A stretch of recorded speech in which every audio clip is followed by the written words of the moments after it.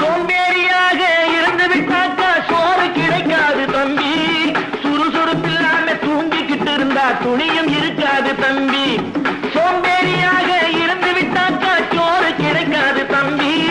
சுறுசுறுப்பில்லாம தூங்கிக்கிட்டு இருந்தா துணியும் இருக்காது தம்பி.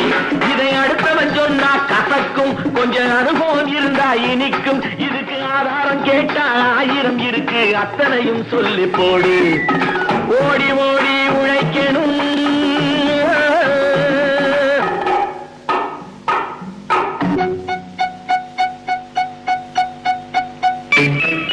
வலிமையுள்ளவன் பச்சது எல்லாம்